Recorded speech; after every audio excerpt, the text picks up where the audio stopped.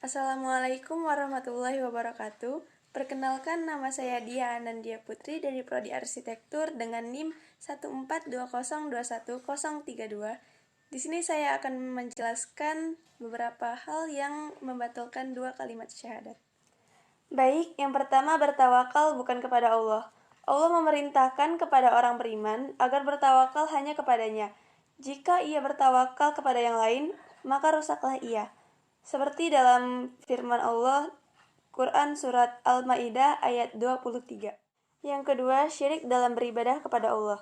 Tertera dalam firman Allah, Quran Surat An-Nisa ayat 48, yang berisi sesungguhnya Allah tidak akan mengampuni dosa syirik, dan Dia mengampuni segala dosa yang selain dari itu bagi siapa yang dikehendakinya. Yang ketiga, tidak mengakui bahwa semua nikmat adalah karunia Allah. Sebagian manusia tidak memperhatikan bahwa semua potensi yang ada di alam ini telah ditundukkan oleh Allah sebagai rahmat bagi manusia. Tertera dalam Quran Surat Luqman ayat 20 yang berisi, "Tidakkah kamu perhatikan sesungguhnya Allah telah menundukkan untuk kepentinganmu apa yang di langit dan apa yang di bumi dan menyempurnakan untukmu nikmatnya lahir dan batin. Dan di antara manusia ada yang membantah tentang keesaan Allah tanpa ilmu pengetahuan atau petunjuk dan tanpa kitab yang memberi penerangan." Yang keempat, beramal dengan tujuan bukan karena Allah. Tidak sedikit orang beramal atau beribadah hanya ingin dipuji orang atau riya, bukan atas dasar ingin mendapat ridho dari Allah Subhanahu wa Ta'ala. Padahal ketika sholat selalu mengucapkan janji sebagai berikut. Katakanlah, sesungguhnya sholatku, ibadahku, hidupku, dan matiku hanyalah untuk Allah, Tuhan semesta alam. Quran Surat Al-An'am ayat 162. Yang kelima, menetapkan hukum tidak berdasarkan hukum Allah. Manusia tidak boleh dengan sesukanya menghalalkan atau mengharamkan sesuatu kecuali berdasarkan ketentuan Allah. Sebagaimana firman-Nya dalam Quran Surat Al-An'am ayat 57, yang berisi hak menentukan hukum itu hanyalah milik Allah. Dan Quran Surat Al-Ma'idah ayat 44, barang siapa yang tidak berhukum dengan hukum yang diturunkan Allah, mereka adalah kafir. Orang yang memperolok hukum-hukum Allah dan Rasul-Nya dikecam Allah sebagai orang munafik. Sesuai dalam firman Allah pada Quran Surat At-Taubah ayat 64-65, yang berisi orang-orang yang munafik itu takut akan diturunkan terhadap mereka sesuatu surat yang menerangkan apa yang tersembunyi dalam hati mereka. Katakanlah kepada mereka, teruskanlah ejekan-ejekanmu terhadap Allah dan Rasul-Nya. Sesungguhnya Allah akan menyatakan apa yang kamu takuti itu. Dan jika kamu tanyakan kepada mereka tentang apa yang mereka lakukan itu, tentulah mereka akan menjawab, sesungguhnya kami hanyalah bersenda gurau dan bermain-main saja. Katakanlah, apakah dengan Allah, ayat-ayatnya, dan Rasul-Nya kamu selalu berolok-olok? Yang ketujuh, mengharamkan yang halal dan menghalalkan yang haram. Terkadang demi untuk mencapai tujuannya, seseorang dengan gampang memutuskan sesuatu itu haram atau halal tanpa dalil yang jelas. Tertera dalam firman Allah, Quran Surat An-Nahl ayat 116, yang berisi, dan janganlah kamu mengatakan terhadap apa yang disebut-sebut oleh lidahmu secara dusta, ini halal dan ini haram, untuk mengada-ngadakan kebohongan terhadap Allah. Sesungguhnya orang-orang yang mengada-ngadakan kebohongan terhadap Allah tiadalah beruntung. Lalu yang kedelapan, tidak mengimani Al-Quran secara utuh. Dalil-dalil di dalam Al-Quran dan As-Sunnah itu terkadang hanya diambil sebagian saja dan sebagian yang lain diabaikan karena tidak mendukung kepentingannya. Sesuai dalam firman Allah, Quran Surat Al-Baqarah ayat 85, kemudian kamu membunuh dirimu dan mengusir segolongan kepada kamu dari kampung halamannya. Kamu membantu terhadap mereka dengan membuat dosa dan permusuhan, tetapi jika mereka datang kepadamu sebagai tawanan, kamu tebus mereka, padahal mengusir mereka itu terlarang bagimu. Apakah kamu beriman kepada sebagian Alkitab dan ingkar terhadap sebagian yang lain?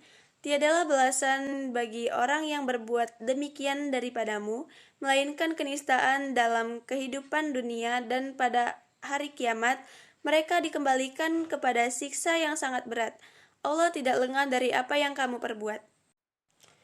Yang kedelapan, tidak mengimani Al-Quran secara utuh. Dalil-dalil di dalam Al-Quran dan As-Sunnah itu terkadang hanya diambil sebagian saja dan sebagian lain diabaikan karena tidak mendukung kepentingannya.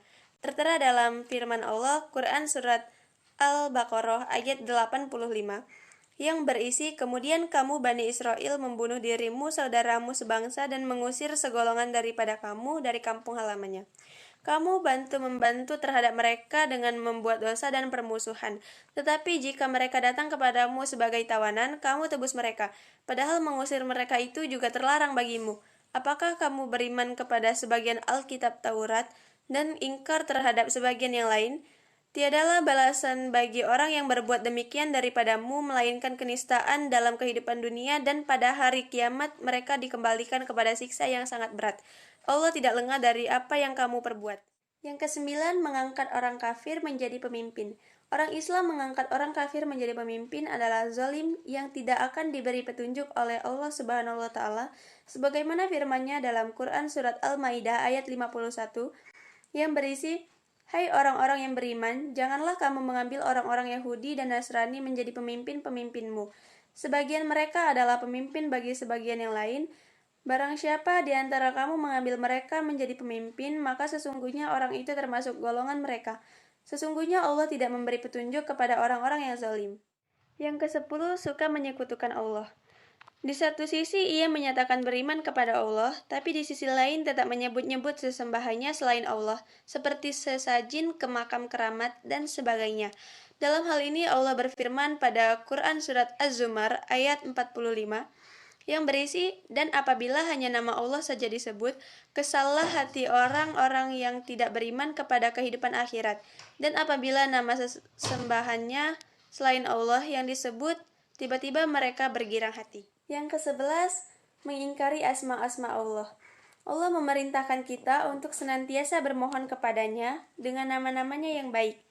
Tertera dalam firman Allah, Quran Surat Al-A'raf ayat 180, yang berisi, hanya milik Allah Asma'ul Husna, maka bermohonlah kepadanya dengan menyebut Asma'ul Husna itu, dan tinggalkanlah orang-orang yang menyimpang dari kebenaran dalam menyebut nama-namanya. Nanti mereka akan mendapat balasan terhadap apa yang telah mereka kerjakan. Yang ke-12, beribadah bukan karena Allah. Beribadah dan berdoa kepada selain Allah adalah sia-sia karena selain Allah tidak dapat memberikan manfaat atau mudarat. Tertera dalam firman Allah, Quran Surat Ar-Ra'd ayat 14, yang berisi, hanya bagi Allah lah hak mengabulkan doa yang benar, dan berhala-berhala yang mereka sembah selain Allah tidak dapat memperkenankan sesuatu pun bagi mereka, melainkan seperti orang yang membukakan kedua telapak tangannya ke dalam air supaya sampai air ke mulutnya, padahal air itu tidak dapat sampai ke mulutnya. Dan doa ibadah orang-orang kafir itu hanyalah sia-sia belaka.